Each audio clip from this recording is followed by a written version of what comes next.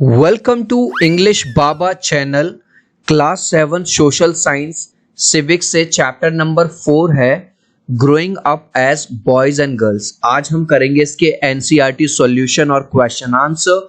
तो जल्दी से वीडियो को लाइक कर दो।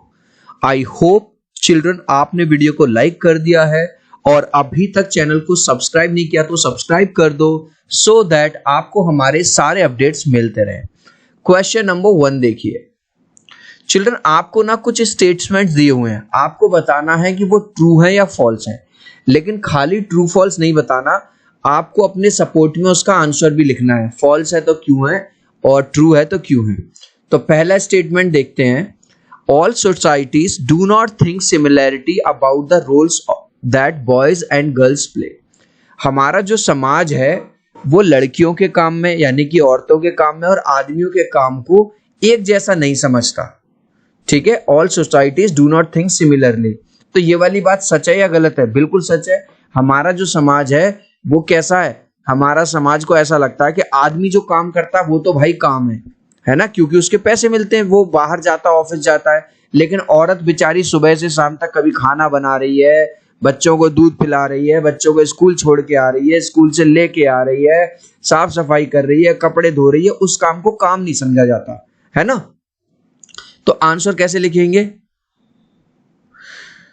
सबसे पहले तो आप लिख दोगे it is a true statement. ये स्टेटमेंट कैसा है? बिल्कुल सही है। हमारी सोसाइटी ऐसे करती है। In most societies the work done by man is given more importance than women. ज्यादातर सोसाइटीज में क्या होता है कि ऐसा काम जो मैन करते हैं उसको तो इंपॉर्टेंस दी जाती है ना, कि हाँ भाई बहुत काम कर रहे हैं, बहुत काम कर रहे हैं भाई, ऑफिस गए थे, दुकान पे गए थे। लेकिन जो औरतें काम कर रही हैं उनके काम को इंपॉर्टेंस नहीं दी जाती। Next, our society does not make distinctions between boys and girls when they are growing up. अब सेंटेंस ये कह रहा है कि हमारा जो समाज है डिस्टिंक्शंस मतलब वो भेदभाव नहीं करती है बॉयज में और गर्ल्स में, बच्चों में और लड़कों में और लड़कियों में जब वो बड़े हो रहे होते हैं। तो ये वाली बात तो गलत है भाई। हमारा समाज तो डिफरेंशिएट करता है। जैसे आप देखो, अगर आपके यहाँ कोई छोटा बच्चा है, लड़का है, या आप ही याद करो, अगर आप बॉय हो तो आपको खिलौने किस तरह के दिलवाए जा रहे थे? कार दिलवाई जा रही थी, ट्रेन दिलवाई जा रही थी, गन दिलवाई जा रही थी। और गर्ल्स को तो अक्सर सबसे ज्यादा क्या दिलवाया जाता है? उनको डॉल्स दिलवा देंगे, है ना, गुड़िया दिलवा देंगे, किचन का सेट दिलवा देंगे। तो हमारी सोसाइटी स्टार्टिंग से ही क्या करती है? डिस्टिंक्ट करती है। तो आंसर कैसे लिखेंगे? It is a false statement. ये स्टेटमेंट बिल्कुल फॉल्स है। और ये वाली लाइन पूरी मैंने क्वेश्चन से ही कॉपी कर दिया। Our society makes distinction between boys and girls. वो कह रहा था नहीं करते, जबकि सचमुच में होता है। From the very early age boys are taught to be tough and serious. लड़कों को क्या सिखाया जाता है? भाई तुम टफ बनो, सीरियस बनो, लाइफ के चैलेंजेस लो। While girls are taught to be mild and soft. और लड़कियों को क्या सिखाया जाता है? थोड़ा माइल्ड रहो, ज्यादा तेज आवाज में बात मत करो, सॉफ्ट रहो। बॉयज को कैसे टॉय दे दिए जाते हैं? बॉयज को दिलवाई जाती है कार, गन्स, है ना। और गर्ल्स को क्या दिलवाई जाती है? गर्ल्स को दिलवाई जाती है डॉल्स। तो इस तरह से हमारा ही जो समाज है वो गर्ल्स में और बॉयज में डिफरेंशिएट करता है। Next, women who stay at home do not work. ये कह रहा है कि जो औरतें घर पे रहती हैं वो तो काम नहीं करती, उन पे कोई काम धाम नहीं है। भाई ये तो बिल्कुल गलत बात हुई ना। तो राइट, तो आंसर में क्या लिखोगे? It is a false statement. Women who stay at home do a lot of household chores. औरतें जो घर पे रहती हैं वो दिन भर काम ही तो करती रहती हैं बेचारी। खाना बना रही हैं, बच्चों को छोड़ के आ रही हैं, दूध पिला रही हैं, झाड़ू लगा रही हैं, पोंछा लगा रही हैं, साफ सफाई कर रही हैं। पूरा दिन कुछ ना कुछ काम ही करती रहती है। Next, the work that women do is less valued than that of man. ये स्टेटमेंट कह रहा है कि औरतें जो काम करती हैं उसको जो हमारा समाज है कम वैल्यू देता है और आदमी जो काम करता है उसको ज्यादा वैल्यू देता है। तो ये वाली बात तो भाई बिल्कुल सच है ना। लेडीज चाहे पूरे दिन काम करती रहें, उसके काम की वैल्यू नहीं है। लेकिन आदमी केवल 6 घंटे या 8 घंटे ऑफिस में लगाया आएगा तो उसके काम की वैल्यू है। तो आंसर कैसे लिखोगे? It is a true statement. ये स्टेटमेंट बिल्कुल सही है। Women do all the domestic chores. घर के सारे काम कौन करती हैं? औरतें करती हैं। जैसे खाना बनाना, कपड़े धोना, टेकिंग केयर ऑफ चिल्ड्रन, बच्चों का ध्यान रखना, घर की साफ सफाई etcetera. Yet they are considered jobless. फिर भी उनको ये समझा जाता है तुम पे तो काम ही क्या है, बस घर पे बैठ के बातें बनाती रहती हो हैं, अनुपमा देखती रहती हो हैं। The man who makes money is given importance, बल्कि जबकि होता क्या है हमारे समाज में, जो मैन है, जो आदमी है, जो पैसा कमाता है, वो 5-6 घंटे 8 घंटे काम करके उसके काम को ज्यादा इंपॉर्टेंस दी जाती है। नेक्स्ट क्वेश्चन थोड़ा अलग तरह का, इसमें क्या दिया गया है, 3 बातें कही हैं। Housework is invisible and unpaid work. अब देखो आपकी मम्मी या मेरी मम्मी जो भी काम करती हैं उसकी कोई पूछ होती है क्या, उसकी उनको कोई सैलरी मिलती है? नहीं मिलती। लेकिन पापा की सैलरी मिलती है। House work is physically demanding, उसमें फिजिकल एफर्ट लगते हैं, हाँ लगते हैं। House work is time consuming.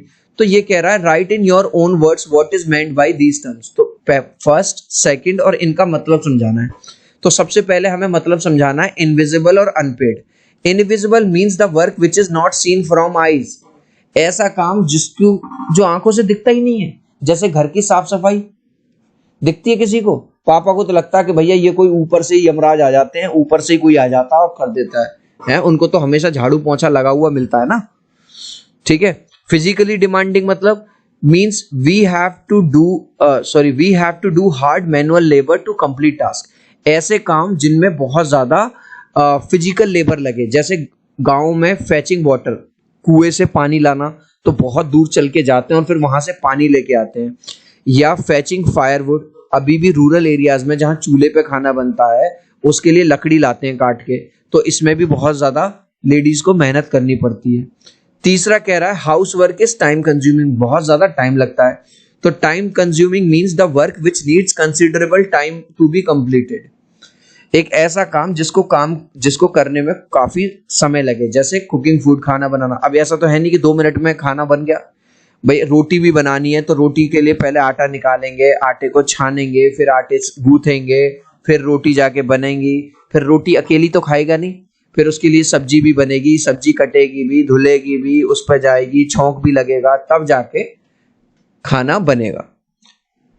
Guys अभी तक इस वीडियो को यार एक लाइक नहीं किया ना, तो मेरे भाई प्लीज यार एक लाइक कर देना। आपके एक लाइक से, एक सब्सक्राइब से बहुत मोटिवेशन मिलता है। मैं 3 तक काउंट करूंगा चिल्ड्रन, प्लीज वीडियो को लाइक कर देना। 1 2 3। आई होप चिल्ड्रन आपने वीडियो को लाइक कर दिया है, चैनल को सब्सक्राइब कर दिया। Thank you guys. Next question. अब देखो ये पुराना ही क्वेश्चन रिपीट हो रहा है। Make a list of toys and games that boys typically play and another for girls. ऐसे टॉयज और गेम्स के नाम बताने जो जिनसे लड़के खेलते हैं या जिनसे लड़की खेलती हैं। तो सबसे पहले बॉयज के बता दो। List of toys and games boys play with. Boys किससे खेलते हैं? कार से, गन से, तलवार सोर्ड से, बसेस, रेलवे ट्रेन, लायंस। और बाहर जाके क्या खेलते हैं बॉयज? क्रिकेट खेलते हैं, कबड्डी खेलते हैं, हॉकी खेलते हैं, फुटबॉल खेलते हैं। अब बना दो एक ऐसी लिस्ट जो लड़कियां खेलती हैं ज्यादातर। घर में वो खेलती हैं डॉल से, कुकिंग आइटम से, और अगर थोड़ा बहुत उनको अलाउ किया जाए तो बैडमिंटन खेल लो भाई, टेबल टेनिस खेल लो, छुपम छुपाई, हाइड एंड सीक खेल लो। अब ये पूछ रहा है इसका रीजन क्या है, ऐसा क्यों है? The reason behind this is that our society makes clear distinction between boys and girls.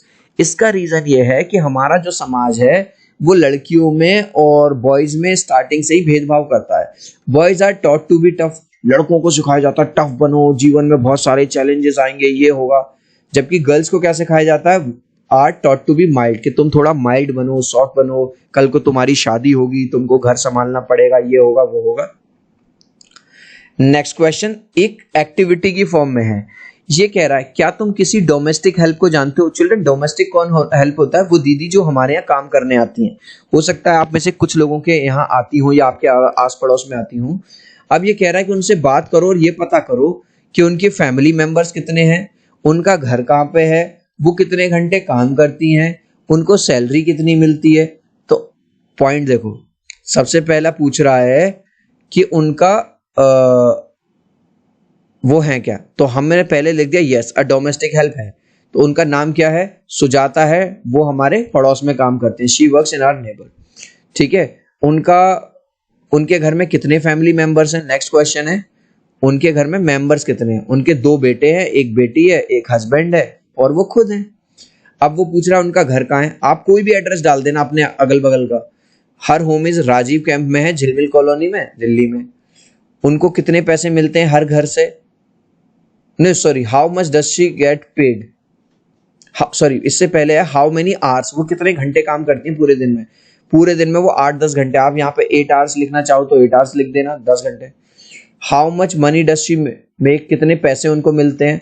She is paid 1500 per month. ये 1500 पूरे नहीं है, एक घर से, एक घर में काम किया यहाँ से 1500 मिल गए, दूसरे घर में काम किया वहां से 1200-1500 मिल गए, तो इस तरह से बहुत सारे घरों में काम करते हैं। इस लास्ट क्वेश्चन का आंसर मैं देखूंगा कितने बच्चे राइट आंसर देंगे मुझे कमेंट सेक्शन में। Who are given dolls to play with generally? Generally जो डॉल है, जो गुड़िया है, वो किसको दी जाती है छोटे पे खेलने के लिए? बॉयज को दी जाती है या गर्ल्स को दी जाती है या नन? आप चाहो तो अपने आंसर में ए, बी या सी लिख देना, मैं समझ जाऊंगा। सो आई होप मेरा ये छोटा सा वीडियो आपको बहुत अच्छा लगा होगा। प्लीज वीडियो को लाइक कर देना, चैनल को सब्सक्राइब कर देना। अब हम मिलते हैं अगले वीडियो में। Bye bye.